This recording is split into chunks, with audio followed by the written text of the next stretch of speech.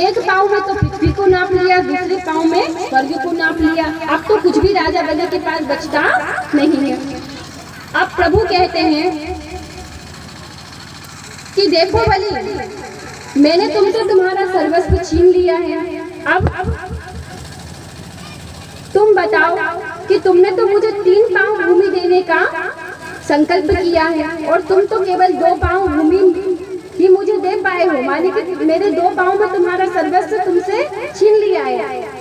और कहा जाता है शास्त्रों में कि अगर कोई व्यक्ति संकल्प करता है और उस संकल्प को पूरा नहीं करता है तो उसको नरक में जाना पड़ता है। इसलिए तुम्हारा तो 3 पाँव भूमि देने का संकल्प था और तुम तो 2 ही पाँव पूरे हुए। अभी मेरा तीसरा पाँव मैं कहाँ रखूं? अब महाराज भगवान की प्रेरणा से गरुड़ जी ने वरुण पास से राजा बलि को बांध लिया, क्योंकि बंदी बन गए राजा बलि। अब प्रभु ने तो सर्वस्व छीन लिया ना, अब राजा बलि के पास कुछ नहीं बचा।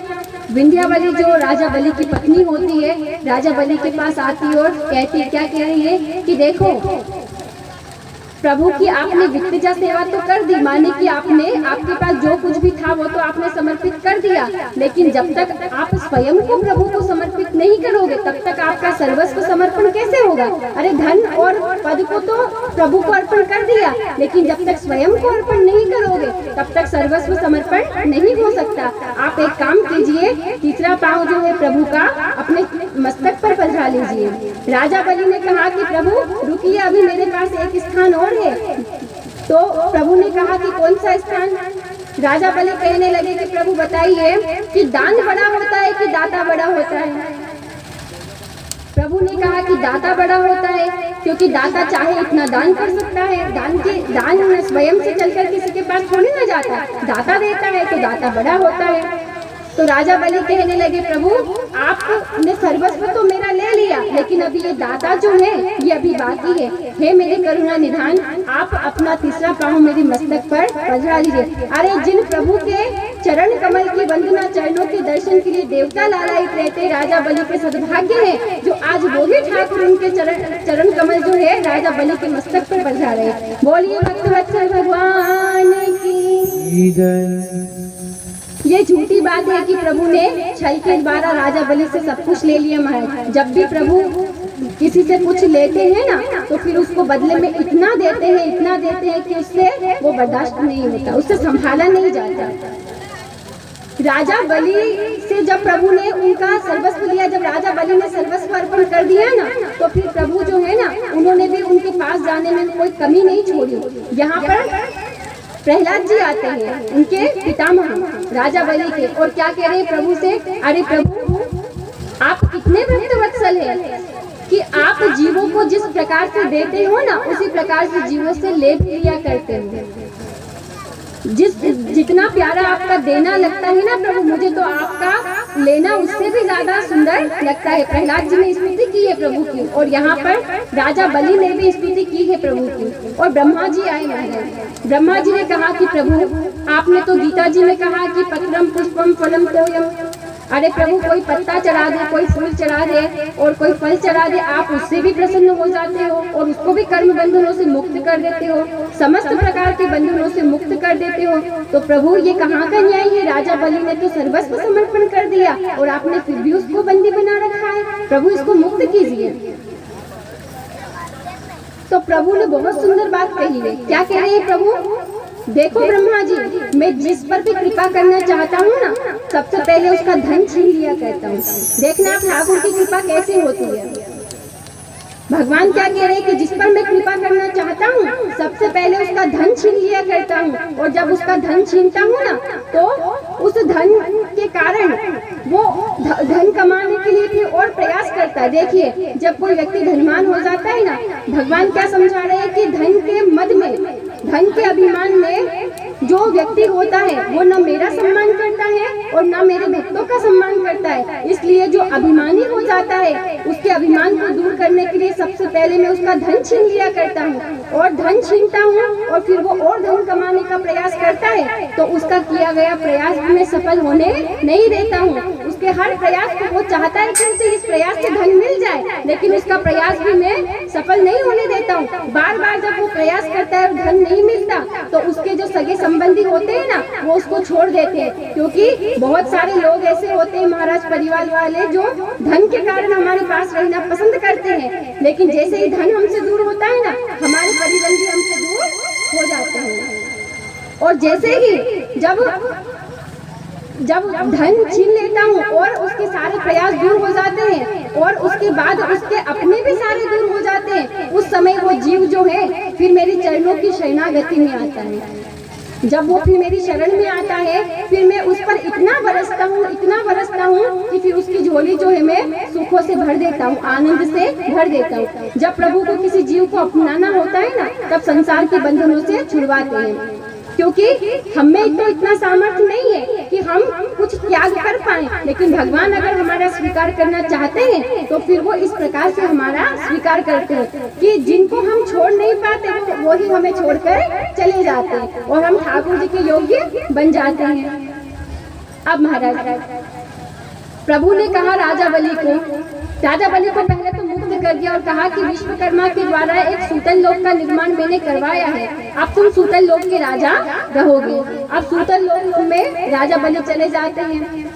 झूठी बात है कि प्रभु ने राजा बलि से सर्वस्व छीन लिया। महाराज सर्वस्व छीना है ना तो स्वयं प्रभु द्वारपाल बन गए हैं। क्या कह रहे हैं प्रभु कि तुम सूतल लोक में रहना और सदा सर्वदा तुम्हारी रक्षा के लिए मैं द्वारपाल के रूप में तुम्हारे द्वार पर खड़ा रहूंगा। अब महाराज प्रभु तो द्वारपाल बन गए। इधर वैकुंठ में लक्ष्मी मैया परेशान हो गई।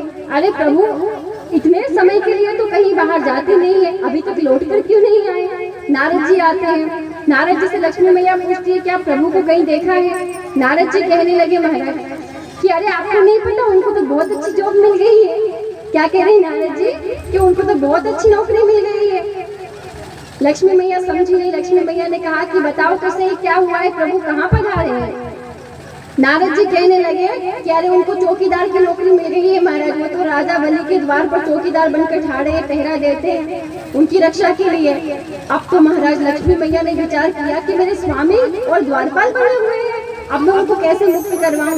नारद जी कहते हैं कि आप जाओ और राजा बलि को रक्षा सूत्र बांधो और अपने पति को वापस ले आओ। लक्ष्मी मैया जाती है सूतल लोक में। महाराज सूतल लोक में गई और राजा बलि से कहती है कि देखो राजन, मैं तुम्हें अपने भ्राता बनाना चाहती हूँ, मतलब कि मैं तुम्हें अपना भाई बनाना चाहती हूँ। अब वेश बदल कर गई है महाराज, थोड़ी पता है राजा बलि को कि कौन आया है। राजा बलि ने विचार किया कि ठीक है, लक्ष्मी मैया को तो समझ नहीं पाते कौन आया है। अब राजा बलि जो है वो कहते हैं कि ठीक है आप रक्षा सूत्र बांध दीजिए। लक्ष्मी मैया ने जैसे ही रक्षा सूत्र राजा बलि की कलाई पर बांधा, अब लक्ष्मी मैया कहने लगी कि अब आप हमारे भ्राताश्री बन गए हैं। क्या बन गए हैं? भ्राताश्री बन गए हैं। और रक्षाबंधन वाला दिन जो है ना वो कौन सा दिन होता है? भाई बहन का दिन होता है। इस दिन बहन अपने भाई की कलाई पर राखी बांधती है, तो बहन का दिन होता है महाराज, बहन जो मांगे वो देना पड़ता है। बहन का दिन है रक्षाबंधन वाला दिन। तो अब मैंने तुम्हारी कलाई पर रक्षा सूत्र तो बांध दिया है, अब मैं जो मांगू क्या तुम मुझे वो दोगे? तो राजा बलि ने कहा कि हाँ आप जो मांगेंगी ना वो मैं आपको दूंगा। अब महाराज लक्ष्मी मैया कहने अपने वास्तविक रूप में आ जाती है और कहती है कि राजन मुझे तुमसे कुछ भी नहीं चाहिए, बस तुम मुझे मेरे स्वामी को वापस लौटा दो। तो अब बहन की बात टाली भी नहीं जाती। अब महाराज कौन चाहे कि भगवान उससे दूर हो, लेकिन राजा बलि ने प्रभु को वापस लौटा दिया।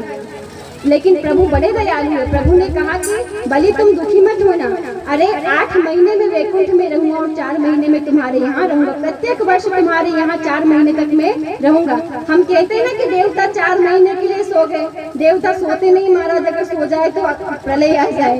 प्रभु सोए ना तो प्रलय आ जाए, क्योंकि प्रलय काल के समय में प्रभु सोते हैं, अन्यथा उनको कहाँ चैन है।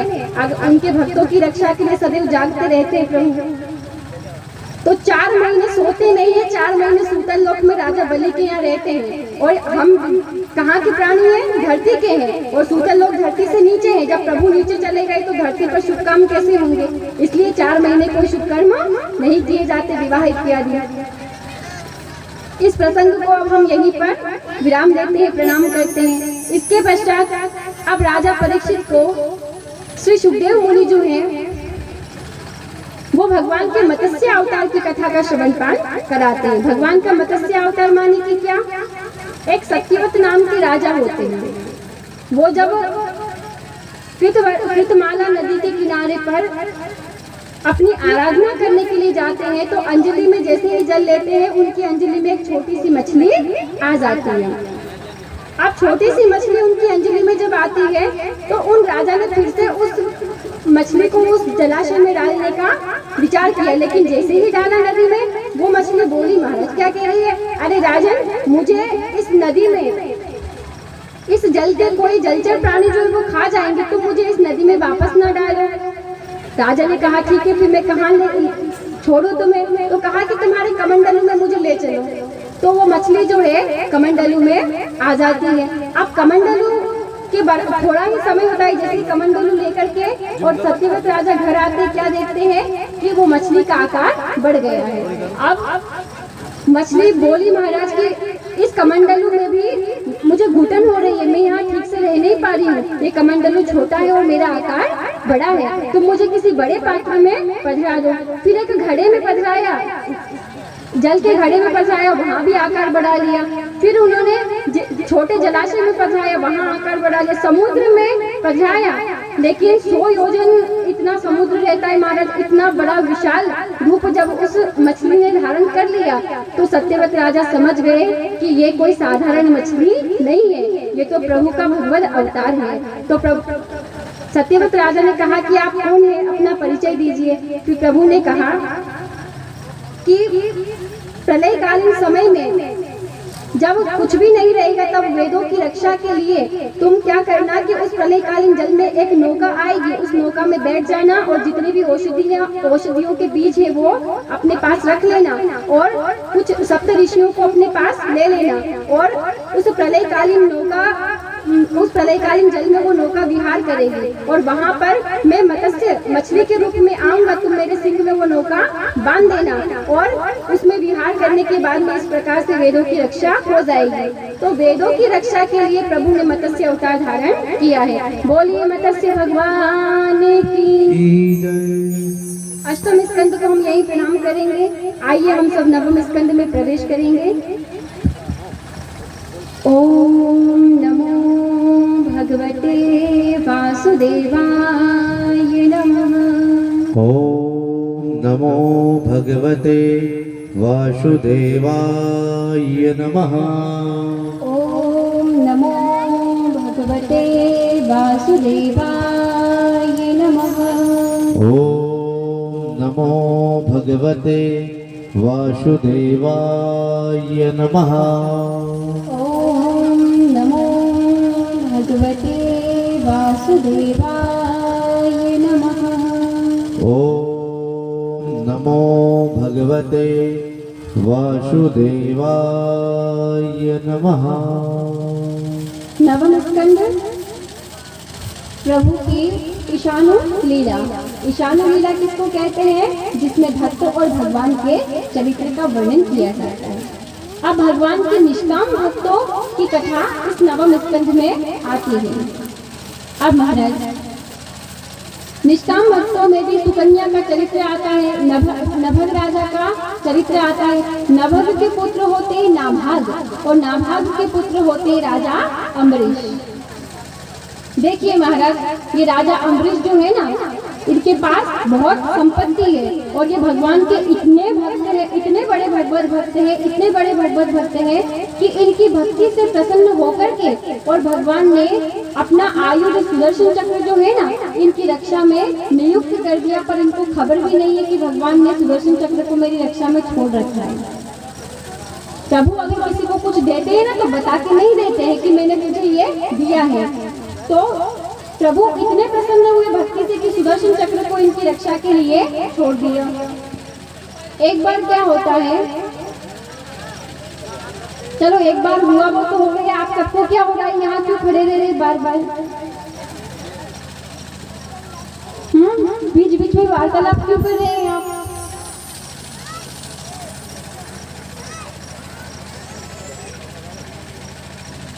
कथा समझ नहीं आ रही क्या इधर, आ रही है ना? तो फिर इधर आप वार्तालाप कर रहे हो ना, उससे सबका ध्यान भटक रहा है। जिसको वार्तालाप करनी है, माने कि जिसको बातें करनी है, वो पांडव के बाहर जा सकते हैं। अगर बहुत विशेष बात हो ना तो करने के लिए, और फालतू बात हो तो चुपचाप बैठ जाएंगे। ठाकुर जी के लीलाओं का वर्णन हो रहा है, आप लौकिक वार्ता कर रहे, कितने शर्म की बात है। एक व्यक्ति बोलता है ना तो पूरा माहौल खराब हो जाता है, पता है आपको। और व्यासदेव को ज्यादा श्रमित नहीं करना चाहिए। वो एक बार जो लीला में गहराई में प्रवेश कर जाए ना तो फिर उसको लौकिक में लाना ये अपराध माना जाता है। और आपसे अपराध हो रहा है जाने अनजाने में। आप बातें कर रहे हैं, हमारा ध्यान उधर आ जाता है। ठीक है, आप बातें करो, हम इधर आप देखेंगे नहीं, हम इधर ही देखेंगे। जो ध्यान से कथा सुन रहे हैं उनकी तरफ देखेंगे। फिर हमसे ये मत कहिएगा कि हमारी तरफ दीदी देखते नहीं, ठीक है ना। भोले बाबा ने भी वैसे भी आंखें बंद करके पार्वती जी को कथा सुनाई थी, भले ही नींद आ गई उनको, पर भोले बाबा ने तो आंखें बंद कर ली थी, ठीक है ना। वैसे हम इधर आंखें कर लेंगे, आप बातें करो। श्री राधे। राजा अम्बरीश जो हैं वो भगवान के इतने परम भक्त होते हैं कि एक बार उन्होंने क्या किया कि द्वादशी प्रधान एकादशी का व्रत करने का संकल्प लिया। 1 वर्ष तक इनकी पत्नी के साथ, मानने की दोनों पति पत्नी ने मिलकर के और एकादशी का उपवास किया। देखिए, द्वादशी प्रधान एकादशी किसको कहते हैं जानते हैं आप? नहीं जानते ना। 2 एकादशी आती है ना, कभी कभी 2 एकादशी आती है ना, तो जिसमें जो पहली वाली एकादशी होती है, जब 2 एकादशी आए तब समझ लेना कि जो पहले वाली दशमी सम्मिलित एकादशी जो होती है उसको शिव उपास्य कहते हैं, उसको शिव भक्त करते हैं। और जो दूसरी वाली एकादशी होती है, माने कि जिसमें द्वादशी सम्मिलित होती है, उसको द्वादशी प्रधान एकादशी कहते हैं, उसको विष्णु भक्त करते हैं। तो ये राजा अम्बरीश विष्णु भगवान के भक्त हैं, इसलिए इन्होंने द्वादशी पर्यंत एकादशी का उपवास किया है। अब महाराज पूरा वर्ष इन्होंने एकादशी का व्रत किया, लेकिन जब इस व्रत का पारायण करने वाले थे उस समय क्या होता है कि 3 दिन का उपवास किया। 3 दिन का उपवास किया और फिर द्वादशी के दिन वो जब उस व्रत का पारायण करने वाले थे उस समय क्या होता है कि दुर्वासा ऋषि अतिथि के रूप में आ जाते हैं। दुर्वासा ऋषि वहाँ पर अतिथि के रूप में आ जाते हैं। देखिए, अब ध्यान देना, राजा अम्बरीश ने कोई दुर्वासा ऋषि को अपने यहाँ बुलाया नहीं था, वो अचानक से आए थे। लेकिन अब गृहस्थी का धर्म होता है कि अगर वो भोजन प्रसादी पा रहा हो, अगर भोजन प्रसादी की तैयारी हो रही हो, माने कि भोजन का समय हो, और अगर कोई अतिथि आ जाए तो हमें पहले उसको भोजन के लिए पूछना चाहिए। तो राजा अम्बरीश ने भी वही किया। राजा अम्बरीश ने कहा कि मुनिवर, आप जब यहाँ पधारे हैं तो भोजन के समय पधारे हैं, आप एक काम कीजिए, आप यहीं पर प्रसादी लीजिए। दुर्वासा ऋषि ने कहा कि देखो, अभी मैंने स्नान नहीं किया है, और ब्राह्मण जब तक स्नान नहीं करता है तब तक उसको भूख सताती नहीं है, तो मैं पहले यमुना नदी में जाकर के स्नान करके आऊँगा और उसके बाद फिर तुम्हारे यहाँ पर भोजन पाऊंगा। अब महाराज दुर्वासा ऋषि तो यमुना नदी में स्नान करने के लिए चले जाते हैं। इधर राजा अम्बरीश धर्म संकट में पड़ गए महाराज। द्वादशी घड़ी पड़ी रह जाती है। अब धर्म संकट ऐसा है कि अगर द्वादशी रहते वो पारायण नहीं करते, व्रत को नहीं खोलते हैं, तो फिर उनका व्रत जो है उसका खंडन हो जाता है। और अगर दुर्वासा ऋषि को भोजन कराए बगैर वो भोजन कर लेते हैं तो इससे अतिथि का अपमान होता है, क्योंकि अतिथि को बोल दिया है कि आप भोजन करना। तो दोनों परिस्थितियों में धर्म संकट हो गया। जब हम किसी को हमारे घर पर निमंत्रण देते हैं ना, तो पहले वो अतिथि भोजन करे, उसके बाद फिर हम गृहस्थियों को भोजन करना चाहिए। ये शास्त्रों में नियम है। तो अब राजा अम्बरीश चाहते हैं कि मैं दोनों नियमों का पालन कैसे करूं? दुर्वासा ऋषि आए नहीं और उनकी प्रतीक्षा करूं तो द्वादशी यहाँ बीत जाती है। तो उन्होंने ब्राह्मणों से सलाह मांगी कि अब मुझे ऐसे समय में क्या करना चाहिए। तो ऋत्विजों ने कहा कि देखो, शास्त्रों में जलपान करने को भोजन पा लिया ये भी कहते हैं और भोजन नहीं पाया ये भी कहते हैं, दोनों अर्थ निकलता है जलपान करने का। तो एक काम करो, तुम जलपान कर लो। अब राजा अम्बरीश जैसे ही जलपान करने लगे ना, महाराज दुर्वासा ऋषि का आगमन हो गया। कहते हैं जब प्रभु परीक्षा लेते हैं तो ऐसे लेते हैं। दुर्वासा ऋषि का आगमन हो गया। अब दुर्वासा ऋषि आए तो उनको क्या लगता है कि अरे मुझे भोजन के लिए कह दिया और राजा ने स्वयं भोजन कर लिया, अरे उसका पालन कर लिया। तो दुर्वासा ऋषि बड़े जल्दी क्रोधित हो जाते हैं, उनको क्रोध आ गया। क्रोध आया तो कहते कि क्रोध आए तब बोध रहे ना, क्रोध और बोध दोनों साथ में नहीं रह सकते। जब क्रोध आता है तब व्यक्ति अपनी बुद्धि को घुमा बैठता है। तो दुर्वासा ऋषि ने क्या किया कि एक कृत्या को उत्पन्न किया, कृत्या को उत्पन्न किया और उस कृत्या से कहा कि जाओ इस अम्बरीश को जला करके भस्म कर दो। अब वो कृत्या जैसे ही राजा अम्बरीश को जलाने के लिए आगे बढ़ती है ना, राजा अम्बरीश को भी खबर नहीं थी महाराज कि प्रभु का सुदर्शन चक्र मेरी रक्षा करने आ सकता है, लेकिन प्रभु ने पहले ही सुदर्शन चक्र को आज्ञा दे दी थी। जैसे ही कृत्या अम्बरीश राजा की तरफ बढ़ी उससे पहले तो सुदर्शन चक्र ने कृत्या को जलाकर भस्म कर दिया और अब दुर्वासा ऋषि के पीछे सुदर्शन चक्र लग गया महाराज। यह है प्रभु की भक्त वत्सलता। अब दुर्वासा ऋषि अपने प्राणों को बचाने के लिए सबसे पहले ब्रह्मा जी के पास गए महाराज। ब्रह्मा जी के पास गए और कहने लगे कि हे ब्रह्मदेव, आप मेरी प्रभु की इस आयुध से रक्षा कीजिए, अन्यथा ये सुदर्शन चक्र जो है ये मुझे जलाकर भस्म कर देगा। ब्रह्मा जी ने कहा कि ये तो ठाकुर का आयुध है और ठाकुर ही क्षमा कर सकते हैं, इसमें हमारा कोई काम नहीं है। उसके बाद दुर्वासा ऋषि जो है भोले बाबा के पास जाते हैं, भोले बाबा से कहते हैं कि इससे हमारी रक्षा कीजिए। भोले बाबा ने कह दिया कि जिसका आयुध है वो ही रक्षा कर सकते हैं, हम इसमें समर्थ नहीं है। अब घूमते घूमते दुर्वासा ऋषि भगवान के वैकुंठ धाम में जाते हैं।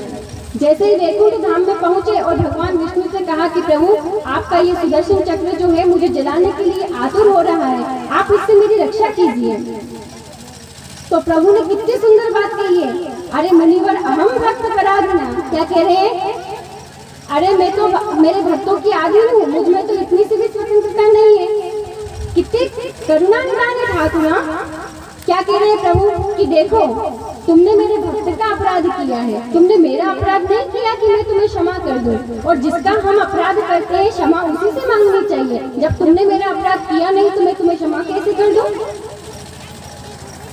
तो तुमने मेरे भक्त का अपराध किया, इसलिए अगर मेरा भक्त तुम्हें क्षमा करता है तो फिर ये सुदर्शन चक्र तुम्हें कुछ नहीं करेगा, अन्यथा ये सुदर्शन चक्र अब मेरी भी बात नहीं मानने वाला। क्यों? क्योंकि मैंने अपने भक्त के अधीन इसको कर दिया और स्वयं मैं भी अपने भक्तों के अधीन हूँ। अरे मुनिवर, जैसे मेरे भोले भाले भक्त जो है ना वो मुझे अपने हृदय में रखते हैं, तो मैं भी अपने भोले भाले भक्तों को अपने हृदय में रखता हूँ। जाति रही भावना जैसी प्रभु मूर्ति देखई तीन जैसी। जिस भक्त का जैसा भाव प्रभु के प्रति होता है, प्रभु का भाव भी उस भक्त के प्रति वैसा ही बन जाता है। आप पुत्र मानते हो तो प्रभु आपकी तरफ यशोदा मैया के रूप में देखेंगे आपको, और अगर आप पिता मानोगे तो जगत पिता के रूप में प्रभु आपके जीवन में आएंगे, और अगर आपने पति मान लिया तो वही ठाकुर आपके पति के रूप में आपका साथ निभाएगा। तो प्रभु को जिस भाव से भी भजो, प्रभु भी अपने भक्त को भजते हैं। प्रभु ये कह रहे हैं कि मेरा भोला भाला भक्त मुझे जिस भाव से भजता है ना, मैं भी मेरे भोले भाले भक्त को भजता हूँ। अरे मेरा भक्त मेरा भजन करता है तो मैं भी मेरे भक्तों का भजन करता हूँ। इसलिए अगर मेरा भक्त क्षमा कर दे तो तुम मुक्त हो जाओगे सुदर्शन चक्र से, अन्यथा तुम्हें बचाने वाला तीनों लोकों में अब कोई नहीं है। तीनों लोकों में घूम गए दुर्वासा ऋषि और 1 वर्ष हो गया महाराज। लेकिन राजा अम्बरीश की आतिथ्य सेवा को तो देखिए आप, 1 वर्ष हो गया दुर्वासा ऋषि को घूमते घूमते, लेकिन आज भी राजा अम्बरीश जो है वो बिना भोजन किए बैठे हुए हैं दुर्वासा ऋषि की प्रतीक्षा में कि कब दुर्वासा ऋषि आए और उनको भोजन कराऊं और फिर मैं भोजन करूं। ये होती है भक्ति। अब महाराज दुर्वासा ऋषि जो है वो लौट करके पुनः राजा अम्बरीश के पास आ जाते हैं और राजा अम्बरीश के चरणों में गिर जाते हैं कि हे भक्त शिरोमणि, आप मुझे क्षमा कर दीजिए। राजा अम्बरीश ने दुर्वासा ऋषि को उठाया और कहा है, अरे मुनिवर, आप मुझ पर पाप क्यों चढ़ा रहे हैं? आपके चरण मुझे स्पर्श करने चाहिए, आप मेरे चरणों का स्पर्श न कीजिए। दुर्वासा ऋषि कहते हैं कि सुदर्शन चक्र से पहले आप मेरी रक्षा कीजिए।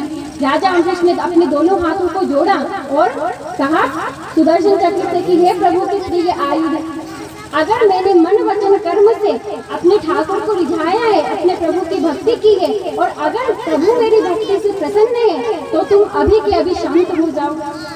जो ही ये बात राजा अम्बरीश ने कही है, त्यों ही सुदर्शन चक्र शांत होकर के प्रभु के पास लौट जाता है। और यहाँ भक्त के निवेदन पर प्रभु जो है इस प्रकार कृपा कर रहे हैं। राजा अम्बरीश के इतने दास दासियां थे महाराज, इतने दास दासियां थे, लेकिन फिर भी राजा अम्बरीश जो है वो प्रभु की सेवा स्वयं करते थे। प्रभु की सेवा के लिए घट्टी में धान स्वयं पीसते थे। एक बार क्या होता है कि जब वो घट्टी में धान पीस रहे थे ना, तब इतने ज्यादा श्रमित हो गए कि उनके मुखमंडल पर पसीना आने लगा। तो ठाकुर जी पीछे ठाड़े स्वयं पंखा चल रहे। अरे जो भक्त भक्ति करता है ना, भगवान बिनमोल उसकी भक्ति पर न्योछावर हो जाता है। स्वयं ठाकुर पीछे खड़े होकर के पंखा चल रहे, उसकी भक्त वत्सलता का कहाँ तक प्रमाण दे। और राजा अम्बरीश से किसी ने पूछा, अरे इतने दास दासी हैं फिर भी तुम स्वयं ये घट्टी पीस रहे हो, किसी दास से पिसवा लो। तो राजा अम्बरीश ने बहुत सुंदर बात कही है कि इतने कामों में हेरा फेरी नहीं चलती। कितने कामों में? एक तो भोजन। अगर भूख आपको लगी है तो क्या आप कह सकते हो कि मेरी जगह तू भोजन कर ले तो मेरा पेट भर जाएगा? ऐसा हो सकता है? हमेशा कह सकते हैं? नहीं कह सकते। जैसे भूख लगने पर भोजन स्वयं को करना पड़ता है। और जैसे विवाह अगर किसी का होता है तो हम कह सकते हैं कि तू मेरी जगह इस विवाह मंडप में बैठ जा। नहीं, विवाह स्वयं व्यक्ति को ही करना पड़ता है और भोजन स्वयं व्यक्ति को करना पड़ता है। ठीक उसी प्रकार भजन भी व्यक्ति को स्वयं करना पड़ता है। इतने कामों में हेरा फेरी नहीं चलती। और काम तो हम कहते हैं कि ये मुझसे नहीं होता तू कर लेना, लेकिन भोजन भजन इनमें हेरा फेरी नहीं चलती। इसीलिए तो प्रभु कितने दयालु है कि राई जितनी सेवा को फल मानत मेरू समान। अरे कोई भक्त अगर राई के दाने जितनी भी सेवा मेरे ठाकुर की करे ना, तो प्रभु उसको भी सुमेरु पर्वत जैसी बड़ी सेवा मान लेते हैं। मेरे ठाकुर की भक्त वत्सलता का कहाँ तक प्रमाण दूं? इसीलिए तो हमारे मन से, हमारे रोम रोम से एक ही ध्वनि निकलती है हमेशा। और भाव में आकर के भक्त बहुत सुंदर स्तुति कर रहे हैं ठाकुर की। मेरे बांके बिहारी सांवरिया, मेरे बांके बिहारी सांवरिया, तेरे जैसा तो कोई नहीं। मेरे बांके बिहारी सांवरिया, तेरे जैसा तो कोई नहीं है।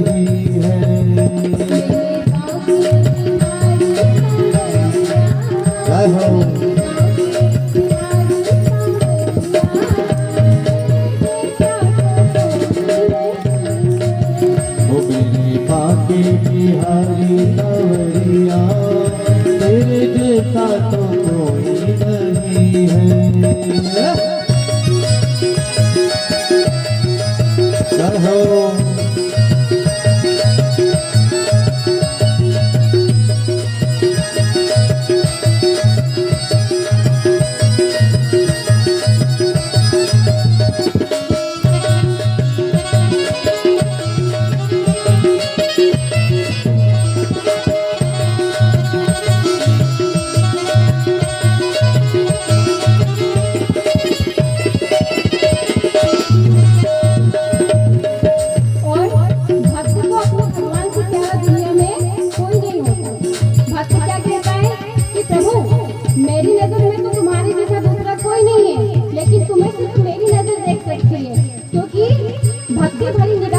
परमात्मा दिखाई देता है, इन भौतिक आंखों से दिखाई नहीं देता है।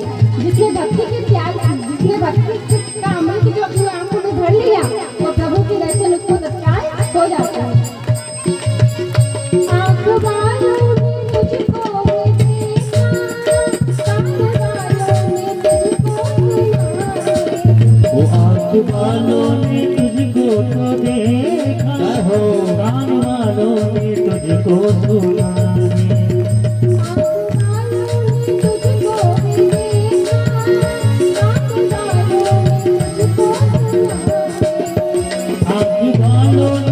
तुझको देखा, कान वालों ने तुझको सुना।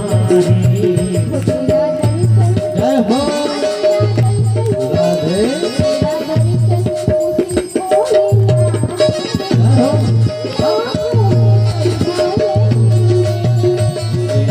दर्शन उसी को हुआ है जिनकी आंखों में पर्दा नहीं है।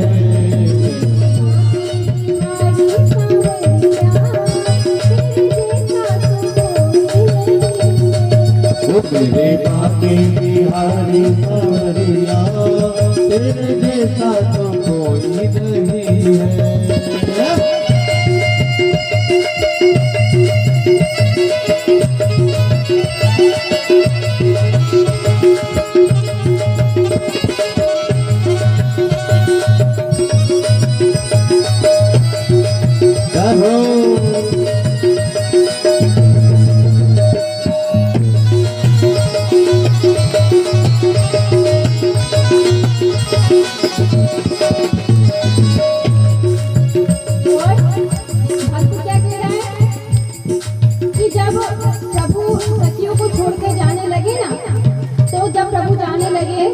तो सखियों ने पूछा कि प्रभु आप कहाँ रहते हो?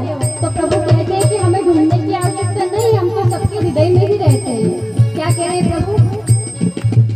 जाते जाते सखियों ने पूछा, श्याम रहते कहाँ हो बताओ। जाते जाते सब सखियों ने पूछा, श्याम रहते कहाँ हो बता दो।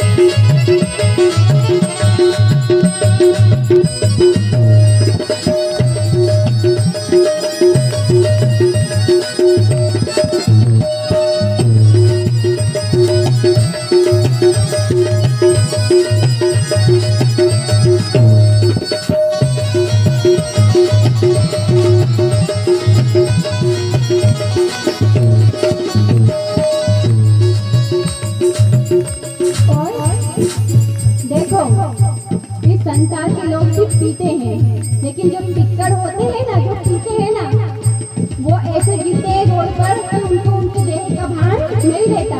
और भक्त भी पीता है और संसारी भी पीता है, लेकिन भक्त के पीने में और संसारी के पीने में जमीन आसमान का फर्क है मालूम।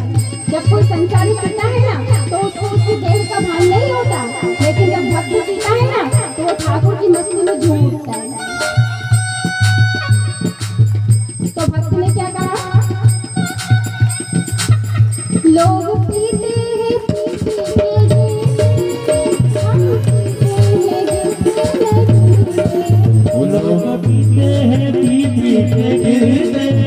हम पीते हैं गिरते नहीं है।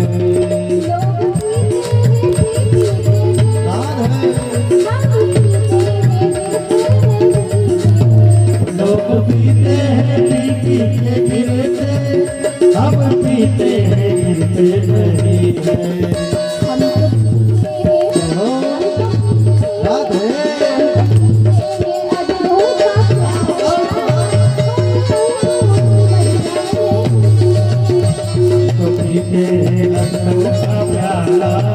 कोई अंगूरी मदिरा नहीं है।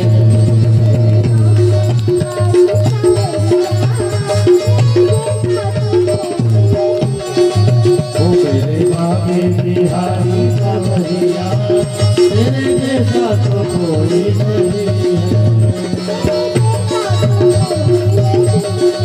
ओ तेरे जैसा तो कोई नहीं है। ओ तेरे जैसा तो कोई नहीं है। ओ तेरे जैसा तो कोई नहीं है।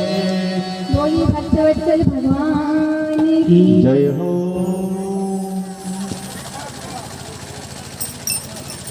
अब महाराज इक्ष्वाकु वंश के राजा के वंश का वर्णन अब